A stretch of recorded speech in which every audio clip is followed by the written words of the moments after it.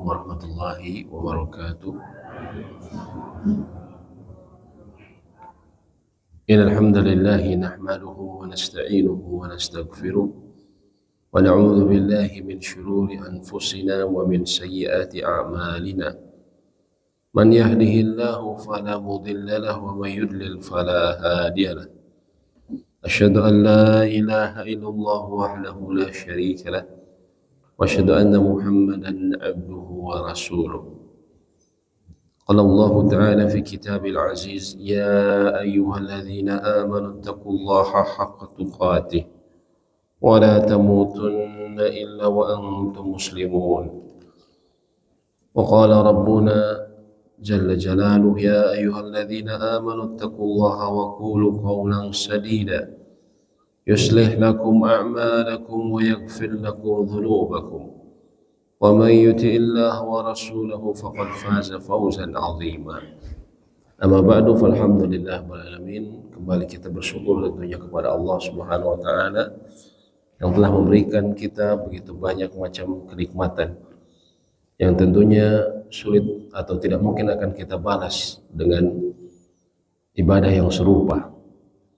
Namun kita berharap rahmat Allah akan segala banyak kekurangan dan juga kelalaian kita dalam melaksanakan hak Allah. Kita berharap rahmatnya Allah menerima amal ibadah kita yang mungkin sedikit, dan juga di sisi lain kita berharap ya Allah memberikan ampunan atas dosa dan kelalaian kita. Dan alhamdulillah di pagi ini kita duduk dalam majelis ilmu, majelis yang kita harapkan limpahan rahmat dan juga ya sejumlah keutamaan dalam majelis ilmu seperti doa oleh para malaikat. Pada pagi ini insyaallah kita akan lanjutkan dari kitab nikah dari fikih muyassar. Kita masuk ke bagian kedua mengenai perempuan yang haram dinikahi secara temporal. Disebutnya al-muharramat ya.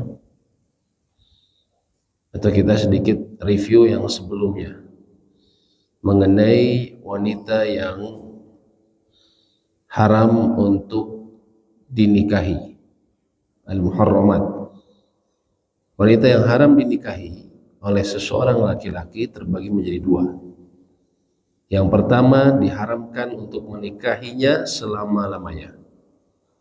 Dan yang kedua, ada yang diharamkan secara temporal,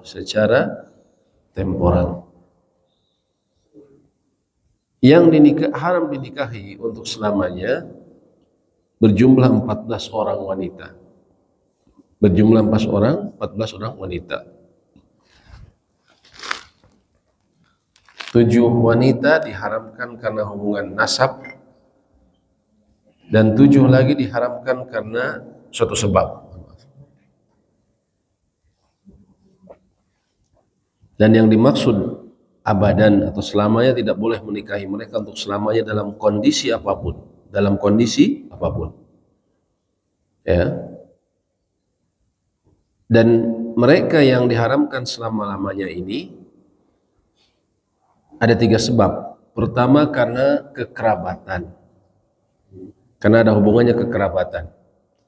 Yang kedua disebut dengan musaharah, karena hubungan pernikahan. Dan yang ketiga ada karena sebab persusuan. Perempuan yang haram dinikahi karena kekerabatan, tentu ini adalah dalam ilmu warisan yang disebut sebagai usul atau asal seseorang. Yaitu siapa? Ibunya, nenek dari ibunya, ya, nenek dari ayah. Mereka disebut sebagai pokok nasab seseorang atau usul. Pokok nasab seseorang.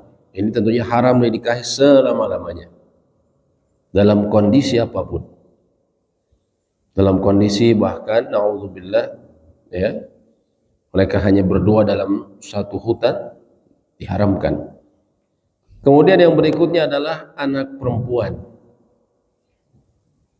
Ya, ini yang disebut furu, cabang seseorang. anak perempuannya, cucu perempuan dari anak laki-laki atau cucu perempuan dari anak perempuan. Disebutnya furu atau cabang dari seseorang. Kemudian saudara perempuan sekandung, saudara perempuan seayah, saudara perempuan seibu. Ya, mereka disebut sebagai cabang nasab dari ayah dan ibu mereka. Cabang nasab dari ayah dan ibu mereka. Kemudian juga yang dilarang adalah keponakan perempuan. Keponakan perempuan, yaitu anak perempuan dari saudara laki-laki sekandung, anak perempuan dari saudara laki-laki seayah, dan anak perempuan dari saudara laki-laki seibu. Begitu juga keponakan perempuan dari saudara perempuan sekandung, saudara perempuan seayah, saudara perempuan seibu. Mereka semua diharamkan menikah dengan seorang laki-laki selama-lamanya. Selama-lamanya. Kemudian bibi dari jalur ayah, saudari perempuan ayah, ya, saudari perempuan ayah. Sama dengannya bibinya bapak, bibinya ibu, mereka disebut juga cabang kakek nenek dari jalur ayah. Selain bibi dia, juga bibinya bapak dan bibinya ibu, atau adiknya kakek, adiknya nenek, itu juga diharamkan dinikahi. Diharamkan untuk dinikahi. Ya. Kemudian ya, bibi dari ibu, saudari perempuan ibu. Sama juga dengan bibinya bapak dan bibinya ibu. Ini cabang kakek nenek dari jalur ibu. Cabang kakek nenek dari jalur ibu. Wanita di atas yang tadi disebutkan disebutnya muharramat, atau disebut juga bagi laki-laki mahramnya dia. Kalau istilah di masyarakat kita sering dibaca dan diungkapkan dengan istilah yang salah, disebutnya muhrim. Muhrim itu istilah untuk orang yang berihram, ihram haji atau ihram umroh. Kalau yang diharamkan itu maksudnya mahram. Dan semua yang disebutkan di atas ini mahram seorang laki-laki. Haram dinikahi dalam kondisi apapun. Allah berfirman, "Hurrimat 'alaikum ummahatukum wa banatukum wa akhawatukum wa ammatukum wa khalatukum." Diharamkan atas kalian menikahi ibu-ibu kalian, anak-anak perempuan kalian, saudari-saudari perempuan kalian, saudari-saudari perempuan bapak kalian, saudari-saudari perempuan ibu kalian, ya. Wa banatul akhi wa banatul ukh, anak-anak perempuan dari saudara laki-laki ataupun anak-anak perempuan dari saudara-saudara dari saudari perempuan, yaitu ponakan. Dalam surat An-Nisa ayat 23. Diharamkan dalam kondisi apapun. Walaupun mereka qadarullah misalnya karena satu dua hal, mereka tinggal dalam di satu hutan cuman berdua, haram dinikahi. Ya, artinya mohon maaf ya, tentunya juga haram berhubungan. Ya. Apapun alasannya haram. Dan perempuan yang haram dinikahi karena musaharah, karena hubungan pernikahan. Kalau tadi karena sebab nasab. Mahram karena sebab nasab. Ada juga mahram karena sebab musaharah, hubungan pernikahan. Mereka adalah istrinya bapak. Sama dengan istrinya juga atau sama dengan istrinya kakek dari bapak dan istrinya kakek dari ibu. Dan disebut dengan istri dari pokok nasab. Ya. Istrinya bapak juga istrinya kakek nenek.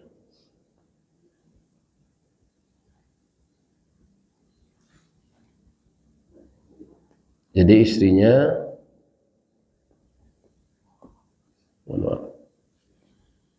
pertama ini seseorang, misalnya namanya Pak Abdullah, hamba Allah. Atau ini pemuda namanya Abdullah. Tentunya yang diharamkan misalnya bapaknya namanya Abdurrahman. Abdurrahman misalnya. Abdurrahman ini menikah dengan misalnya Aisyah. sehingga melahirkan Abdullah. Tapi Pak Abdurrahman ternyata punya misalnya 3 istri. Istri kedua, istri ketiga, dan keempat. Ini mereka dengan Abdullah semuanya diharamkan menikah selama-lamanya. Walaupun misalnya istri keempat, Abdullah umurnya 24 tahun. Istri keempat dari Pak Abdurrahman usianya 21 tahun. Nantinya secara usia tidak jauh berbeda. Ya. Maka tentunya kalau mereka ini sudah tidak menikah, misalnya cerai atau apa, tidak boleh dinikahi. Ya. Begitu pula dengan kalau Abdurrahman punya ayah, kakeknya dari Abdullah. Misalnya kakeknya namanya Ahmad. Ahmad, neneknya Abdullah ini berhasil pernikahan Ahmad dengan misalnya Fatimah. Berarti ini jelas diharamkan. Tapi juga Pak Ahmad punya istri yang lain. Misalnya istrinya 3. Misalnya istrinya Ruqayyah dan Zainab. Maka ini pun diharamkan bagi Abdullah untuk menikahi mereka. Diharamkan untuk dinikahi. Ya. Karena sebab pernikahan ya, nggak ada hubungan nasab ini dengan, nggak ada hubungan nasab, karena ini dia kan ibunya Abdullah ini Aisyah. Ini yang istri kedua, ketiga, keempat, dia nggak ada hubungan nasab kecuali dia adalah istri dari ayahnya. Maka tidak boleh dinikahi kalau misalnya bapaknya meninggal. Nah, ini berbeda dengan kebiasaan jahiliyah. Jahiliyah, kalau seseorang memiliki 3 istri, 4 istri, bahkan zaman jahiliyah itu istri memiliki bisa 10. Ya. Kalau meninggal, istri-istri dari seseorang itu diwariskan ke anaknya.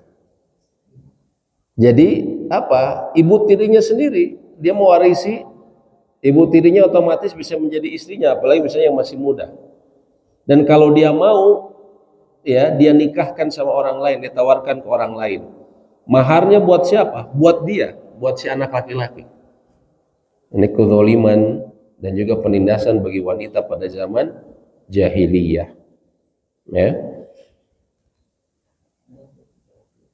Nah, ini makanya Allah berfirman, "Wala tankihu ma nakaha aba'ukum minan nisa'i illa ma qad salaf." Maka janganlah kalian nikahi wanita-wanita yang telah dinikahi oleh ayah kalian, terkecuali pada masa yang telah lampau. Maksudnya apa? Pada zaman jahiliyah tadi. Zaman jahiliyah bapaknya meninggal, otomatis jadi istrinya dia. Ya. Sesungguhnya perbuatan itu amat keji dan dibenci Allah dan seburuk-buruknya jalan. Bagaimana ibu tiri bisa menjadi istri dia, gitu kan? Ya, ini terutama kan karena memang misalnya apalagi kalau misalnya ibu tirinya ini masih muda. Ya. Nah, tapi tetap itu sesuatu yang diharamkan selama-lamanya. Kemudian istrinya anak menantu wanita, istrinya cucu laki-laki dari anak laki-laki, dan istrinya cucu laki-laki dari anak perempuan. Demikian juga istri-istri milik cabang nasab. Cabang nasab maksudnya cicit dia, istrinya cicit dia, cicit yang laki atau cicit perempuan, semuanya haram. Allah berfirman, wa halailu abnaikumul ladzina min asnabikum, dan diharamkan bagi kalian istri-istri milik anak kandung kalian, menantu, termasuk ini maksudnya keturunan mereka, cabangnya. Sama menantu ya haram dinikahi. Kemudian juga ibunya istri mertua, sama dengan mertuanya adalah semua pokok nasab dari istri, seperti ibu dari ibunya istri, nenek mertua. Wa ummahatu nisaikum, ibu-ibu istri kalian, mertua. Dan 3 wanita ini menjadi haram hanya dengan akad semata. Walaupun mohon maaf, misalnya habis akad memikirkan, sudah ternyata kamu ini tidak sesuai yang saya harapkan, saya ceraikan kamu. Saya ingat dulu kayak ada artis ya, yang dulu dia menikah cuma berapa jam ya. Dan ada banyak kejadian kayak gitu ya, nikah berapa jam, mungkin entah dia melihat aibnya atau apanya, lalu kemudian diceraikan ya, hitungan jam ya. Artis yang dulu badannya besar ya, meninggal tapi ya, dia menikah hanya hitungan berapa jam ya, dan beritanya heboh di zaman tabloid dulu ya, masih zamannya tabloid. Nah yang kayak gini, walaupun mohon maaf belum berhubungan suami istri, tapi sudah akad, maka tetap mantan mertuanya ini tidak boleh dinikahi, mantan menantunya tidak boleh dinikahi ya. Ini walaupun cuma akad. Istrinya bapak, si bapak nikah lagi, misalnya ibu sudah meninggal, bapak nikah lagi, baru nikah ternyata bapak berubah pikiran, sudah akad diceraikan ya. Terus nanti udah gitu mas selama iddah selesai ya sudah matinya sudah selesai semuanya, terus seorang belum, si bapak bilang belum ngapa-ngapain, apakah boleh? Soalnya gelis itu sini ibu teh misalnya, nggak boleh tetap ya, hanya dengan akadnya saja sudah nggak boleh. Kemudian anak perempuannya istri, dan dia yang disebut sebagai anak tiri, ia haram atas suami ibunya. Artinya seseorang menikah dengan seorang janda, janda ini bawa anak ya, janda ini bawa anak, maka diharamkan menikah dengannya. Warabaibukum allati fi hujurikum min nisaikum allati dakhaltum bihin, anak-anak istri kalian yang dalam pemeliharaan kalian dari istri-istri kalian yang telah dicampuri. Nanti ada syaratnya. Di syaratnya apa? Sudah dicampur. Janda ini sudah akad nikah, sudah berhubungan suami istri, maka anaknya nanti haram. Misalnya dia kemudian ceraikan janda ini, kemudian dia pengen nikah, ternyata yang mantap bukan janda ini, anaknya ternyata gitu kan. Sudah ceraikan ibunya, dia nikah sama anaknya, nggak boleh kalau dia sudah berhubungan sama ibunya ya, haram. Pengharaman ini tidak disyaratkan bahwa anak harus dididik dalam pangkuan ayah tirinya. Akan tetapi penyebutan ikatan dalam pemeliharaan pada ayat tersebut untuk menjelaskan kebiasaan umum.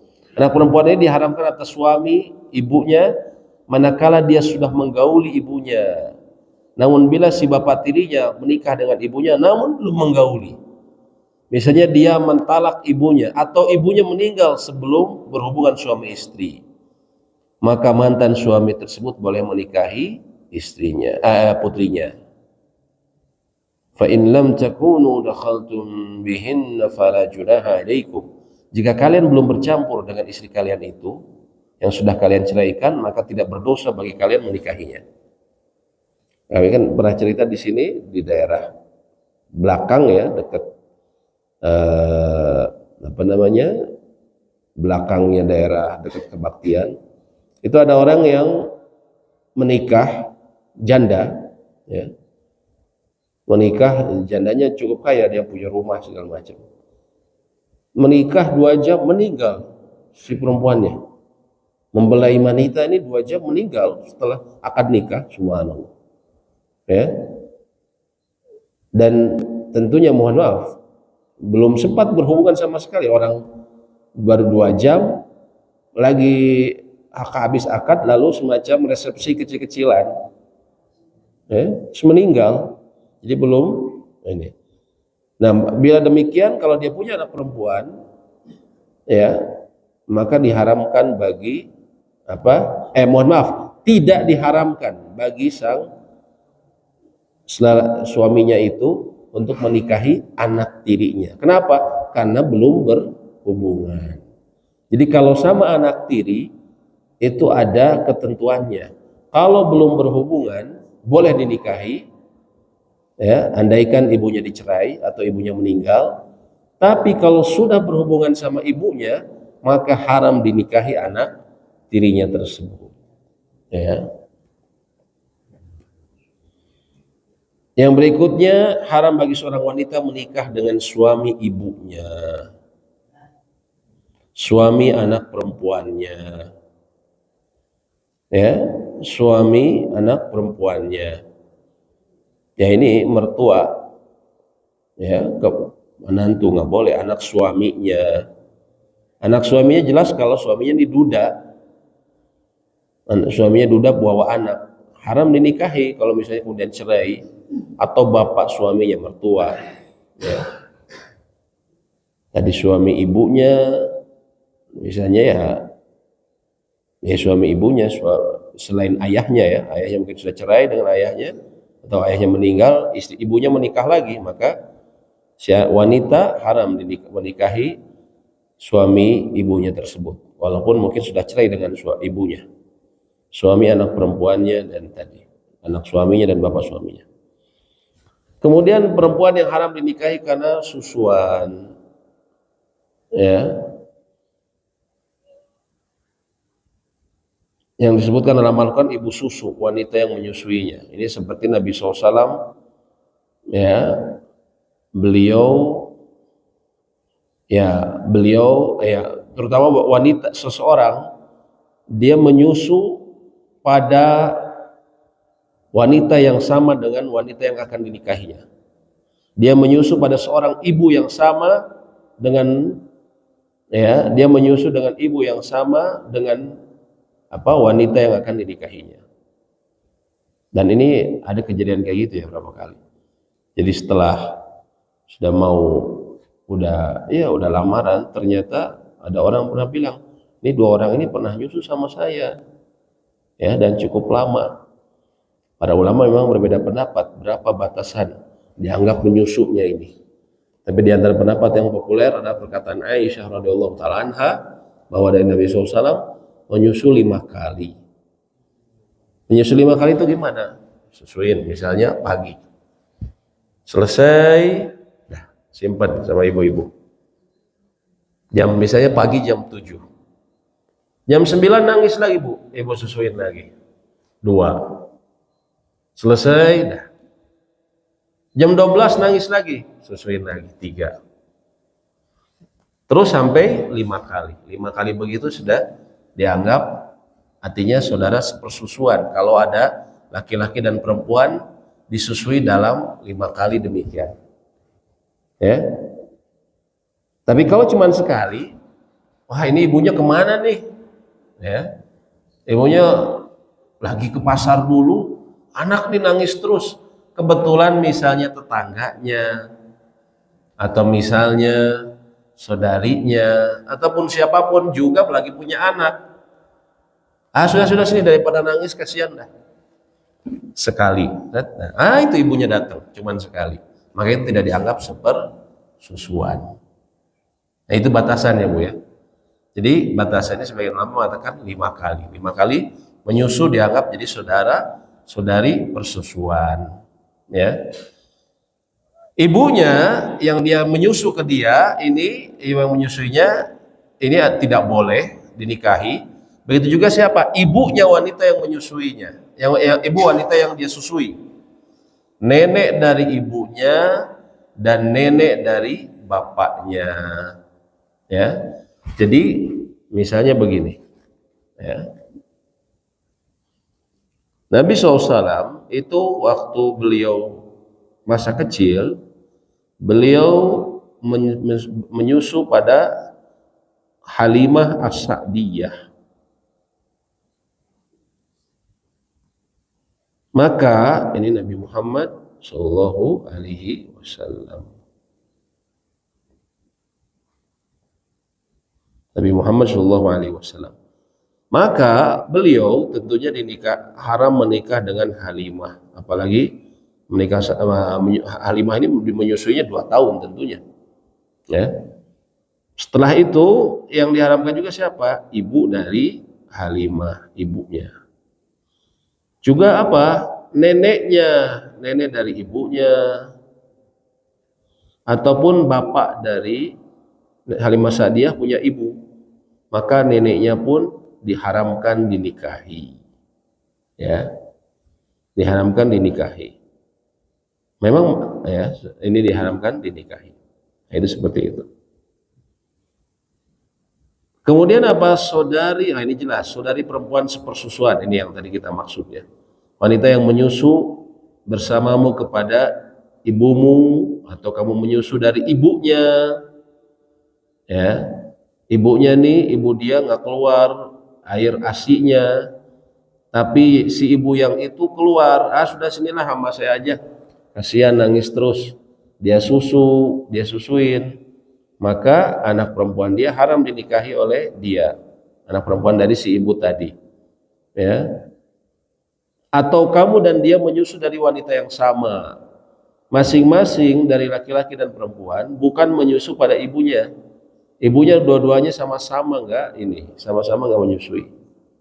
Atau kamu menyusu dari istri bapaknya, ya, atau kamu menyusu dari istri bapaknya, atau dia menyusu dari istri bapaknya. Nah, ini nih yang kadang ini yang harus hati-hati juga, menyusu dari istri bapaknya, ya, menyusu dari istri bapaknya.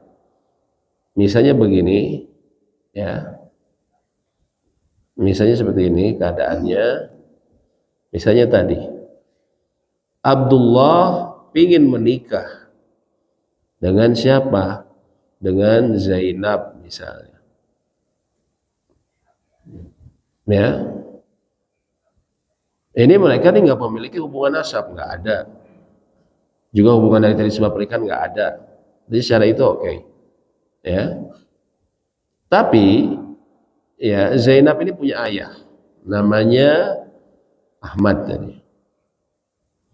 Zainab ini hasil pernikahan Pak Ahmad dengan, anggaplah, Bu Siti. Tapi Pak Ahmad punya istri lain. Ya, Pak Ahmad punya istri lain, misalnya Cooneng, misalnya Cooneng, ada Cepapat.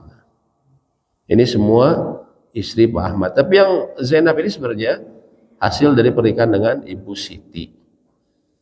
Abdullah ternyata entah gimana ini pernah menyusu dengan Cooneng. Ya, pernah nyusu pada Cooneng 5 kali susuan misalnya. Maka setelah ketahuan pas mereka dewasa, Abdullah Zainab, mereka mau menikah, tapi pas dia tahu bapaknya, Pak Ahmad itu istrinya, bapak saya itu sebenarnya punya istrinya bukan satu, salah satunya ini. Siapa? Salah satunya Cooneng. Oh itu mah saya tahu, saya dulu waktu kecil nyusu sama dia. Maka seketika nggak boleh nikah nih. Alhamdulillah sama Zainab, nggak boleh sama dia.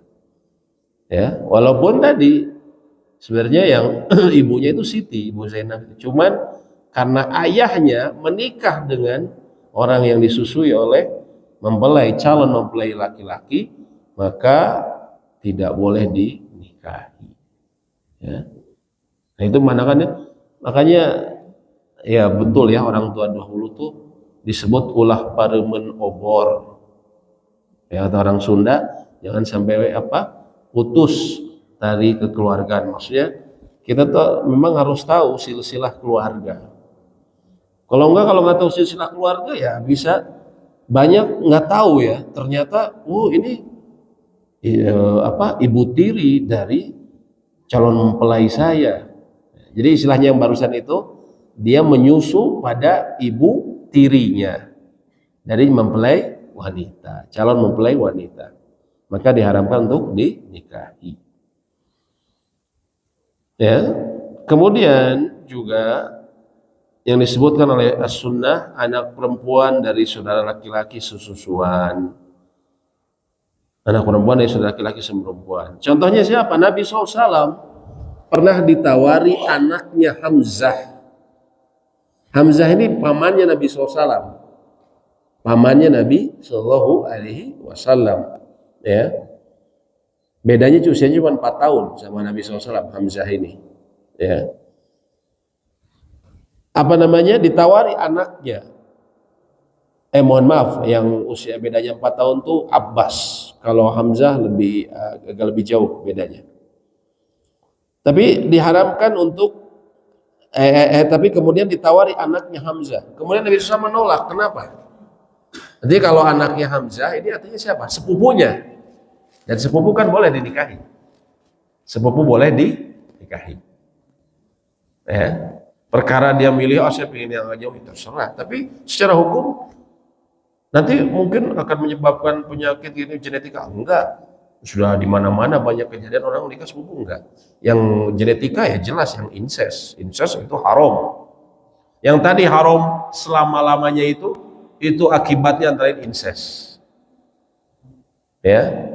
Akibatnya akibat orang yang lahir dari incest cacat biasanya ini itunya ya anaknya itu subhanallah keajaiban dari bukan keajaiban artinya di situ yang ngasih aturan itu jelas pencipta manusia hikmahnya antara lain ini bakalan incest selain juga memang secara ini nggak boleh lah secara adabnya ya tapi kalau sepupu tidak mengapa. Nah ini mau dinikahi ada yang menawarkan kepada Nabi SAW sepupunya sendiri anaknya Hamzah tapi Nabi SAW menolak. Kenapa?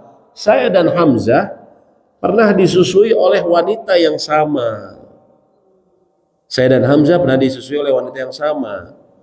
Jadi semacam apa? Ponakan sesusuan walaupun status secara nasab sepupu tapi secara persusuan ponakan sesusuan. Jadi secara sepupu boleh sebenarnya menikah. Cuman karena ayahnya pernah menyusu dengan wanita yang sama dengan saya, karena saya tidak boleh menikahi dia. Anak perempuan dari saudara perempuan sepersusuan, sama juga dengan ininya perempuan, anak perempuannya nggak boleh.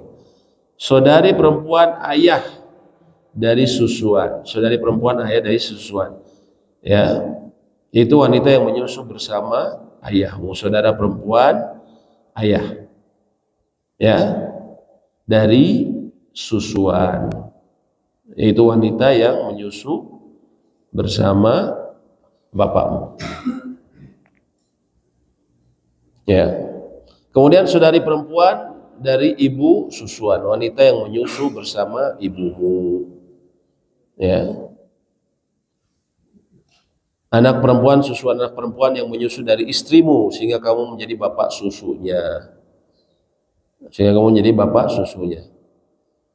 ya jadi ini tuh si anak dulu waktu kecil tetangga saya nih cuman dia waktu bayi itu ya dia suka main ke rumah sama istri saya juga lagi punya anak kita lagi punya bayi masih ada asinya dan suka disusuin waktu di rumah ya dan cukup sering si anak sekarang udah gede.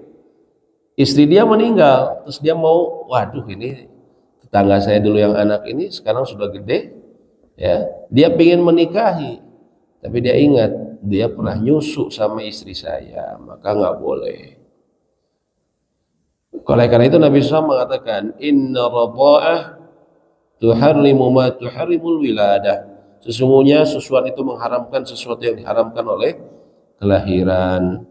Nah, ini tadi dalilnya bahwa Rasulullah SAW ketika ditawari putrinya Hamzah, innaha la tahillu li, sesungguhnya dia tidak halal bagiku. Innaha ibnatu akhi min ar-radha'ah, sesungguhnya dia adalah putri saudara sepersusuan. Wa yahrumu min ar-radha'ah ma yahrumu min ar-rahim, dan diharamkan dari persusuan sebagaimana diharamkan karena hubungan rahim.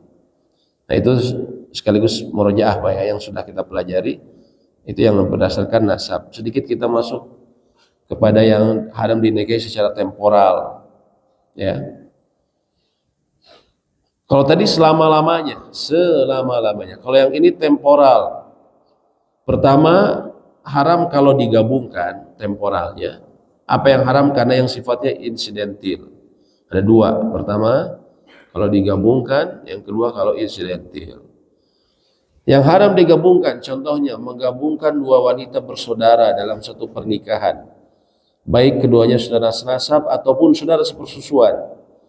Baik akadnya bersamaan atau terpisah. Saya pernah di Jakarta Selatan dulu, ya.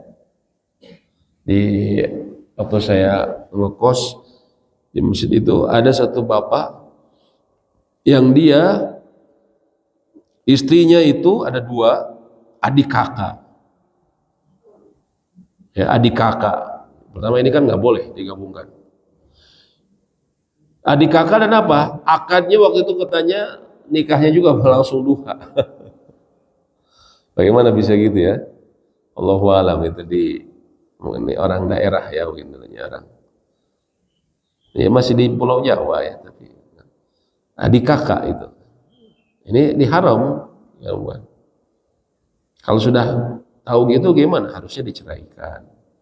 Wa an tajma'u bainal ukhtain, dan diharamkan bagi kalian menghimpun dalam pernikahan dua perempuan yang bersaudara. Kemudian menggabungkan seorang wanita dengan bibinya dari pihak ayah. Misalnya dia memadu istrinya dengan bibinya dari pihak ayah, atau wanita dengan bibinya dari pihak ibu. Antara seorang wanita dengan keponakannya dari saudara laki-laki atau saudara perempuannya dari saudara perempuan, atau keponakannya dari saudari perempuan, atau seorang perempuan dengan putri dari anak laki-laki, seorang perempuan dengan putri, ya. Ini istrinya perempuan, seorang perempuan, lalu dia madu dengan putri dari anak laki-laki saudari perempuannya, cucunya maksudnya, ya, cucu dari saudarinya atau saudaranya, maka itu pun dimadu demikian tidak boleh. Kaidah dalam masalah ini, diharamkan menggabungkan di antara dua wanita bersaudara dalam satu pernikahan, yang mana seandainya ada salah satunya diasumsikan sebagai laki-laki, niscaya dia tidak boleh menikahi saudara perempuannya.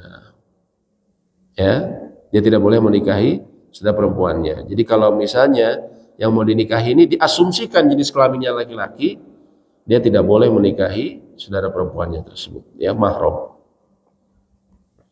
Kata Nabi SAW, la yujma'u bainal imra'ah wa ammatiha, tidak boleh digabungkan dalam satu pernikahan antara seorang wanita dengan bibinya dari jalur ayah, dan tidak pula seorang wanita dengan bibinya dari jalur ibu, ya.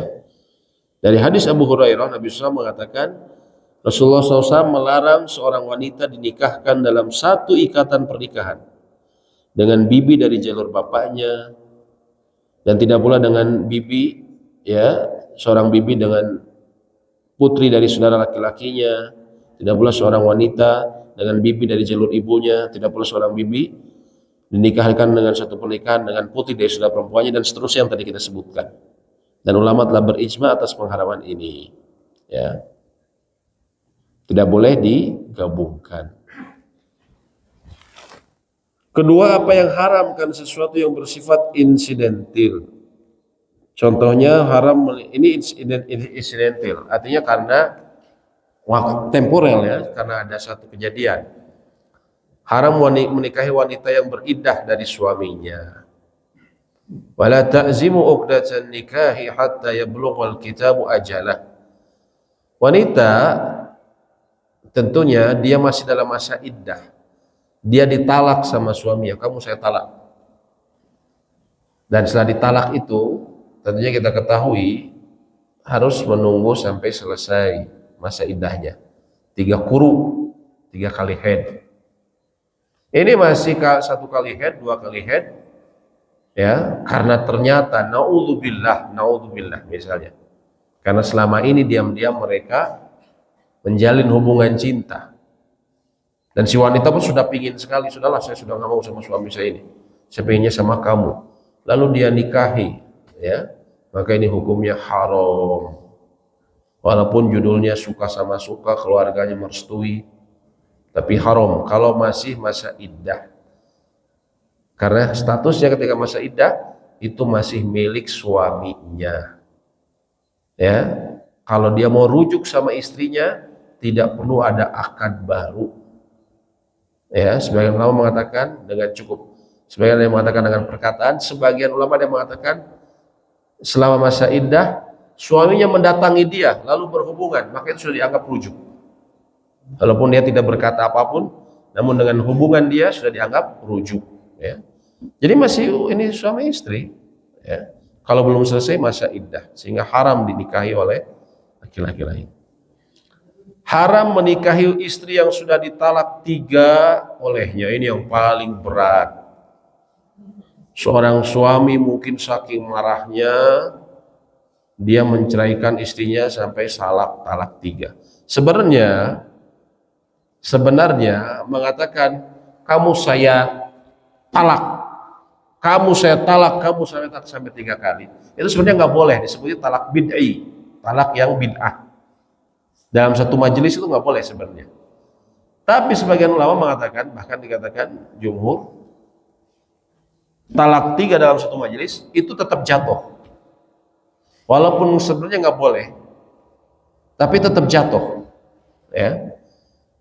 Ini saking mungkin seseorang marah, tapi ini konsekuensinya sangat berat. Apalagi kalau dia masih mencintai istrinya karena mungkin luapan emosi. Kenapa? Karena dia mau nggak bisa rujuk kecuali apa? Dia si istri menikah lagi dengan laki-laki lain. Dan pernikahan tersebut bukan dalam settingan alamiah, memang dia menikah dengan laki-laki lain. Dan laki-laki lain tersebut sudah menggauli, dan menggauli juga bukan settingan alamiah, menggauli. Kalau kemudian cerai bisa dia nikahi lagi, kalau tidak cerai tidak bisa selama-lamanya. Nah, ini berat sekali wanita yang sudah ditalak 3, ya. Apalagi kalau suaminya ini mengucapkan talaknya karena emosi, yang ada hanya penyesalan saja, sudah repot sekali. Naudzubillah. Ya. Berdasarkan ayat fa in talaqaha fala tahillu lahu min ba'du hatta tankiha zawjan ghairah. Kemudian jika suami mentalaknya sesudah talak yang kedua, maka perempuan itu tidak halal baginya hingga dia menikah dengan suami yang lain. Haram menikahi wanita yang sedang ihram sehingga dia tahallul, ya. Wanita yang ihram itu haram, ya, dinikahi. Misalnya sama-sama dalam satu travel lagi umroh, misalnya dari kota Madinah baru kemudian ke Mekah, sama-sama. Ini sama satu pemuda, satunya lagi pemudi. Waduh, ini wanita idaman saya ternyata ketemu di tanah suci, gitu kan. Wah, takut sama yang lain, udahlah. Ini belum selesai umrohnya, masih habis tawaf. Bagaimana kalau pas ada bapaknya di situ? Pak, saya lamar, Pak, ya. Langsung supaya kita nih mumpung lagi di depan Ka'bah. Nanti di videoin kan, ini bagus nih Pak, gitu ya. Masih pakai baju ihram. Boleh nggak? Nggak boleh. Kalau mau nanti sudah selesai ihramnya, sudah tahallul, baru dinikahi. Walaupun masih pakai baju ihram. Yang penting dia sudah tahallul, sudah beres. Kalau baju kan cuma baju saja. Ya, baru dia menikah itu nggak apa-apa. Tapi kalau dia sebelum selesai ihram, sebelum tahallul dia nikahi, maka pernikahannya batil, tidak sah. Pernikahannya tidak sah, walaupun tidak ada fidyah.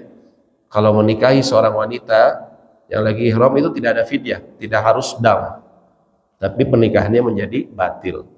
Tidak ada dam, tapi tidak sah. Haram orang kafir menikah dengan wanita muslimah, ya. Kalau laki-laki menikah dengan wanita kafir itu haram kecuali wanita tersebut ahli kitab Yahudi dan Nasrani, ya. Ini menikah sama siapa ini? Pak Yusuf sama Maria Magdalena. Oh, dari mana ini? Dari Gereja Kebangkitan Baru. Apakah boleh? Secara hukum, boleh. Walaupun kita nggak bicara secara mutlak di Indonesia ya. Karena Indonesia wanita muslimah banyak. Tapi misalnya dia diutus ke negeri Eropa, ya di sana nggak ada wanita muslimah. Sedangkan dia ada tugas yang harus mungkin 1 tahun di sana nggak bisa pulang. Ya mohon maaf, dia daripada berzina dia harus menikah. Maka nikahi wanita ahli kitab itu boleh selama ahli kitab Yahudi atau Nasrani. Kalau Hindu atau Buddha haram selama-lamanya. Ya, haram selama-lamanya. Begitu juga dengan wanita muslimah, haram menikah dengan laki-laki walaupun ahli kitab. Nah, ini kalau perempuan suaminya Yahudi atau Nasrani nggak boleh. Apalagi di luar itu. Ya, saya naudzubillah. Pernah lihat ada karena suami ya seorang wanita ya anak mantan rektor satu universitas besar di Bandung itu nikah sama, saya bingung, suaminya ini kok beda tampangnya, ternyata turunan India dan agamanya Buddha gitu, Hindu ya. Bagaimana bapaknya bisa ngasih kayak gitu? Naudzubillah. Memang kaya karena kayak semacam ya dekat ya menteri atau apa, dekat dengan menteri atau gimana ya, kaya. Cuman naudzubillah, si bapaknya membiarkan anaknya menikah, perempuan nikah dengan Hindu, itu haram pernikahan kayak gitu. Nikah dengan Nasrani saja nggak boleh, tapi beda kalau laki-lakinya yang Muslim, perempuannya yang Nasrani itu boleh. Nah, ini ayat-ayatnya ya, ayat-ayatnya menyatakan demikian. Ya, sedikit lagi deh kita biar selesaikan. Haram bagi laki-laki muslim menikahi wanita. Kemudian haram bagi laki-laki merdeka untuk menikah dengan budak muslimah kecuali dia bila mengkhawatirkan dirinya terjatuh ke dalam zina dan dia tidak bisa memberikan mas kawin, maka dia boleh menikahi hambanya. Hamba budak muslim untuk menikahi orang tuannya yang wanita, ini haram. Haram bagi majikan laki-laki menikahi budak perempuannya karena akad budak itu lebih kuat daripada akad nikah. Artinya seorang majikan laki-laki itu kalau punya ada budak perempuan nggak usah dinikahin. Kalau budaknya ini belum menikah, maka dia mohon maaf boleh bahkan berhubungan badan dan seterusnya dengan budaknya tersebut. Kenapa? Karena kepemilikan budak itu lebih kuat daripada akad nikah. Akad nikah perempuan suaminya tidak memenuhi haknya, dia bisa minta khulu ke pengadilan nih. Suami saya tidak melaksanakan kewajiban dia, tidak menafkahi nafkah batin ataupun lahir, itu bisa minta. Tapi kalau budak tidak bisa tentunya. Maka budak itu kepemilikannya lebih kuat, ya. Seperti itu. Allahu a'lam bisawab.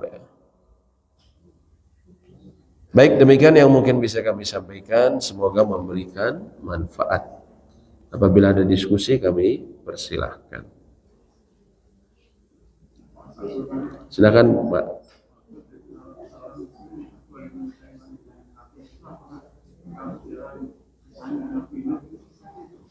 Kisahnya Nabi-Nabi.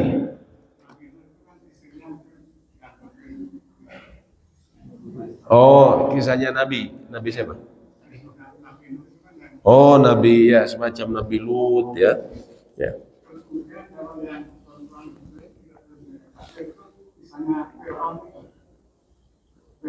Nah, itu beda kasus, Pak.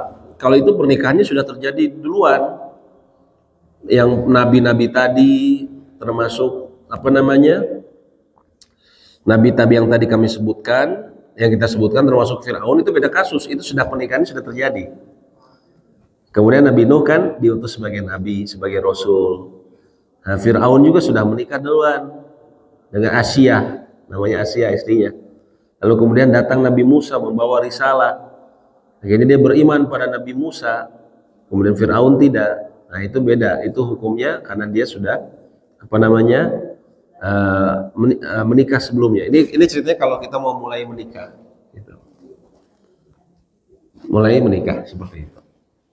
Tapi kalau seorang wanita dia kemudian misalnya dari mualaf ya, asalnya sama-sama dulu waktu menikah Nasrani, kemudian dia Muslim ya muslimah, maka dia tahu ternyata saya nggak boleh menikah dengan suami yang Nasrani atau Yahudi misalnya, maka dia bisa minta khulu, dan dia gitu dia bisa minta khulu.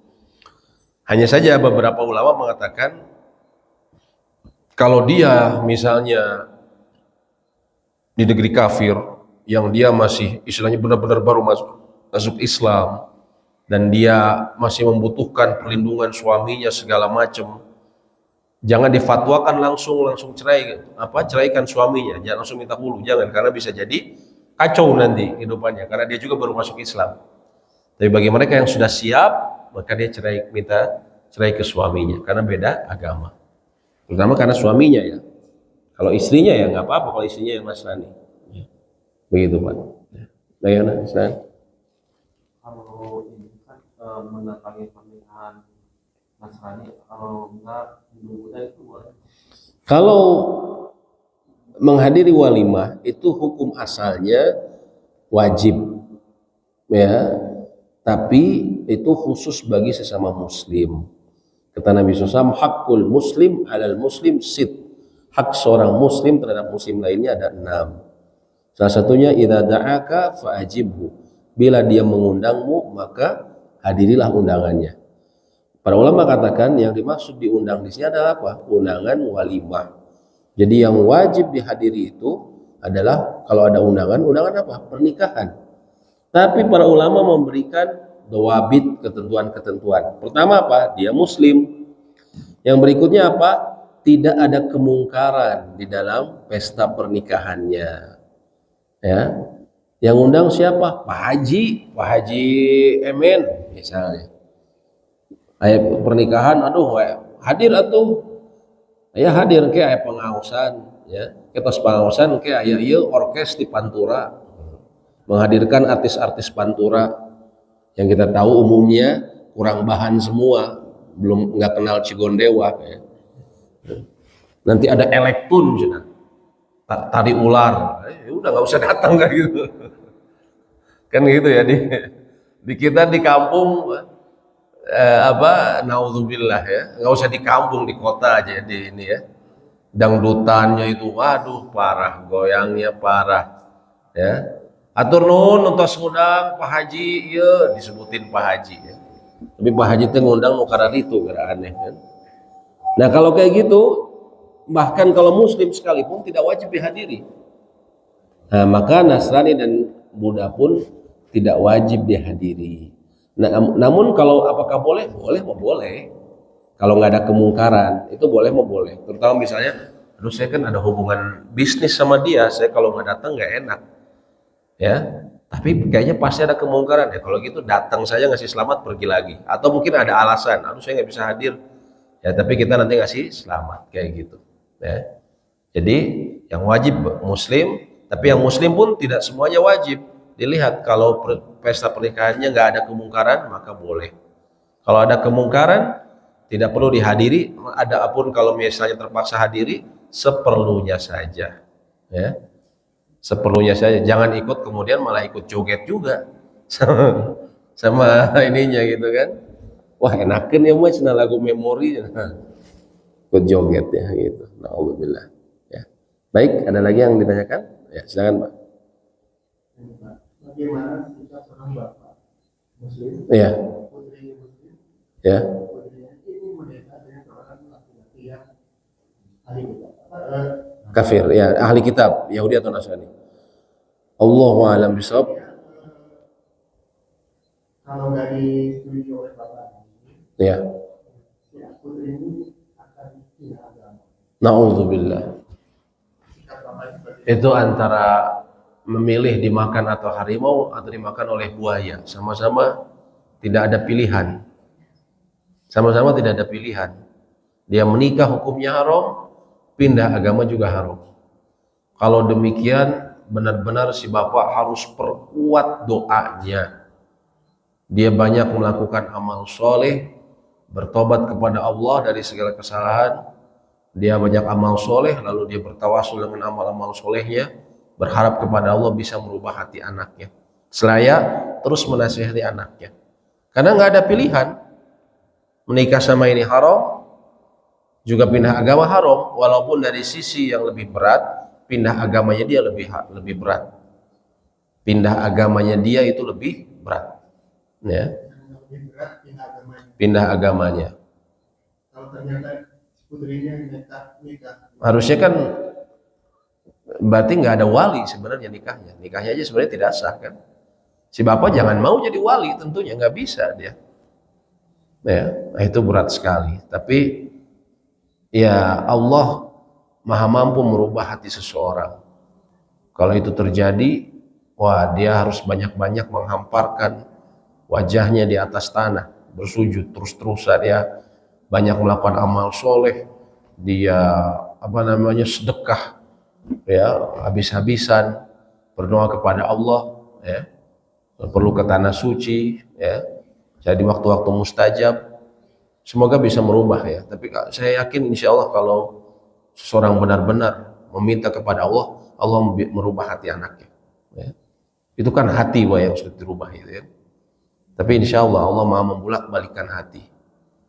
Banyak ya, kalau itu terjadi ya itu tadi, orang tuanya habis-habisan lah memohon kepada Allah supaya itu tidak terjadi. Dua-duanya haram ya, dua-duanya haram ya.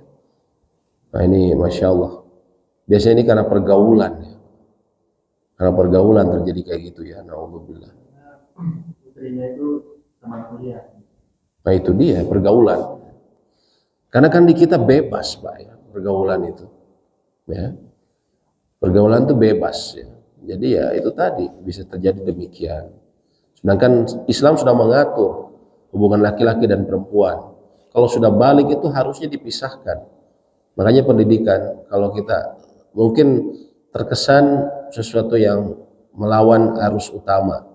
Tapi sebenarnya kalau mau jujur, kalau kita mau teliti lebih dalam dan berpikir, kerusakan pendidikan di Indonesia itu antara lain karena penggabungan laki-laki dan perempuan pada satu tempat yang sama. Bukan artinya wanita tidak berhak mendapatkan pendidikan, jelas mereka berhak. Tapi harusnya dipisahkan, karena Nabi SAW melarang, janganlah laki-laki masuk ke kelompok perempuan, wanita ke kelompok laki-laki.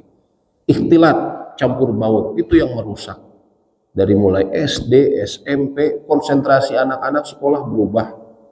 Mereka ingin dipuji ketika di kelas, ingin cari pujian, ingin menjadi idola atau kenapa? Supaya dikecengin katanya. Ya, dan terjadi yang terjadi. Ya, pacaran bahkan dari SD, hamil dari usia SMP, karena itu ya. Kuliah campur aduk. Itu karena sekolah kita, pendidikan kita campur aduk, ikhtilat, sesuatu yang dilarang dalam agama. Makanya sekolah-sekolah Islam yang baik itu laki-laki dan perempuan dipisahkan. Ya, sampai kuliah nggak bisa bilang ini udah dewasa, nggak bisa, sama dewasa apalagi. Orang tuanya mungkin sudah anggap percaya, ngekos di Jatinangor, di apartemen, siapa yang mau ngontrol di sana Pak? Sama sekali nggak ada. Sekarang itu mengerikan Jatinangor ya. Orang-orang katanya pendidikan tapi sama sekali tidak berpendidikan, berpikir bagaimana istilahnya ini perempuan laki-laki digabungkan dalam satu tempat tanpa ada satu yang bisa menegur ya. Dan kejadian-kejadian banyak di sana kan. Nah, itu karena sistem pendidikan kita yang materialistis, yang penting bisa dapat ilmunya, bisa cari kerja yang bagus, nggak peduli ekses-ekses seperti itu ya. Jadi naudzubillah, kalau demikian tidak ada cara lain kecuali bermunajat ya, istighosah, minta kepada Allah. Kalau ada orang ditimpa musibah kayak gitu, tidak ada yang bisa dilakukan kecuali istighosah kepada Allah, benar-benar meminta kepada Allah agar merubah itu semua. Dan hendaklah dia husnuzon. Nabi SAW bersabda, Allah berfirman dalam hadis qudsi, ana inda dhanni bi, aku bersama prasangka hambaku terhadapku. Fa idza dhanna bi khaira, bila hambaku berprasangka baik terhadapku, falah, maka bagi dia ketetapan yang baik. Fa idza dhanna bi syarra, kalau dia prasangka buruk terhadapku, maka bagi dia ketetapan yang buruk. Jadi hendaklah dia besarkan rasa harapnya kepada Allah bahwa Allah bisa merubah putrinya, dan dia banyak melakukan benar-benar amal soleh, ya, karena dengan itu akan mempermudah permohonan dia. Seperti itu, Pak, ya. Allahu a'lam. Bisa ya, siapapun yang diberikan ujian itu semoga Allah segera berikan jalan keluar, ya, dan pertolongan yang besar dari Allah. Amin ya rabbal alamin.